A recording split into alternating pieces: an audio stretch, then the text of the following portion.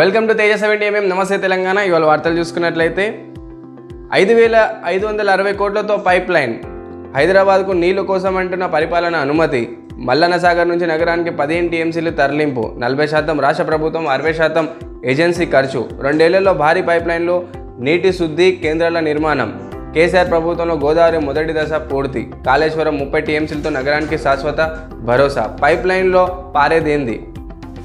గోదావరి మంచినీటి పథకం వెనుక మతలబ్ ఏంటో? గ్రామీణ వద్దని నిధులు పంపింగ్కు సర్కార్ మొగ్గు. అదనంగా 27 కిలోమీటర్లు పెరిగిన పైప్ లైను, 540 కోట్లకు పైగా అదనపు భారం. కొండపోచమ్మ నుంచి గ్రావిటీపై కేసీఆర్ సర్కార్ డిజైన్. తాజాగా మల్లన్న సాగర్కు ఎంచుకున్న రేవంత్ సర్కారు దగ్గరలోనే ఉన్న కేశవరావుపురం కాదని దూరానికి పైప్ లైన్. మార్పుపై నీటి పారుదల జలమండలి వాదన. 108 మీటర్ల మేర నేటి ఎత్తుపోతుకు ఖర్చు, తడిసి మోపుడు. సో సామాన్యంగా రాష్ట్ర వ్యాప్తంగా కూడా ఇప్పుడు హైదరాబాద్కి నీటి వనరులు ఏమాత్రం తగ్గకుండా కాంగ్రెస్ ప్రభుత్వం 5,560 కోట్లతోని పైప్ లైన్ని నిర్మించబోతుంది. రైతు భరోసా ఇప్పట్లో ఇవ్వలేం, 15లోగా 2 లక్షల మాఫీకి ప్రయత్నిస్తున్నాము, తప్పులతో మాఫీ కాకపోతే బ్యాంకులదే బాధ్యత. రెండో విడుదల 30,000 మందికి సమస్యలు. వ్యవసాయ శాఖ మంత్రి తుమ్మల నాగేశ్వరరావు.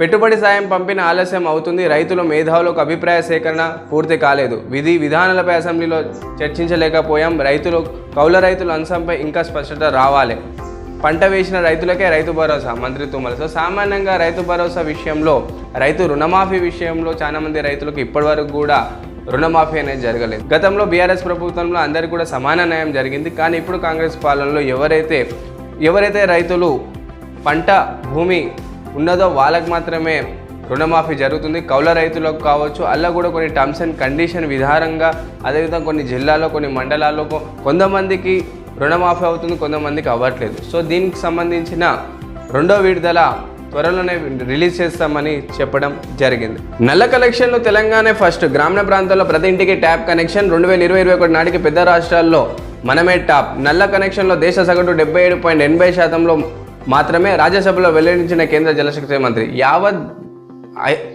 భారతదేశంలో తెలంగాణలో నల్ల కనెక్షన్లు ఎక్కువగా ఉన్నాయని చెప్పడం జరిగింది. లిఫ్ట్ ఇస్తామని బాలికపై కౌన్సిలర్ లైంగిక దాడి. కారులో ఎక్కించుకొని అఘాయిత్యం. నిజామాబాద్ జిల్లాలో ఘటన. నిందితుడిని చితకబాదిన స్థానికులు. యుఎన్ఎస్కో బంగ్లా పగలు. తాత్కాలిక ప్రభుత్వమేతో నోబెల్ గ్రహీత. విద్యార్థుల ప్రతిపాదనకు దేశ అధ్యక్షుడే ఆమోదం. బంగ్లా రాజకీయ సంక్షోభానికి తాత్కాలిక తెర. షేక్ హసీనా రాజీనామాతో రాజకీయ సంక్షోభం. పార్లమెంటు రద్దు చేసిన అధ్యక్షుడు.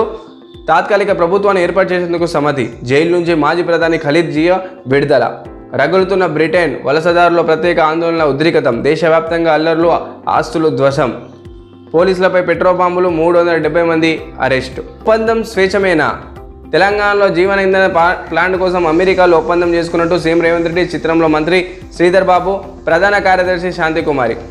జీవ ఇంధన ప్లాంట్పై అగ్రిమెంట్, అనేక అనుమానాలు. స్వేచ్ఛ భయతో ఒప్పందం అంటూ సీఎం ప్రకటన. దాని చైర్పర్సన్ ప్రవీణ్ పరిపాటుతో మార్పిడి. ప్రవీణ్ పరిపాటు పేరు మీద కనిపించని స్వేచ్ఛ బయో. అసలు స్వేచ్ఛ బయో పేరుతో కంపెనీ కరువు. రికార్డులో ఉన్నాయి. స్వేచ్ఛ బయో గ్రీన్ ప్రైవేట్ లిమిటెడ్. డైరెక్టర్గా సీఎం తమ్ముడు జగదీశ్వర్ రెడ్డి.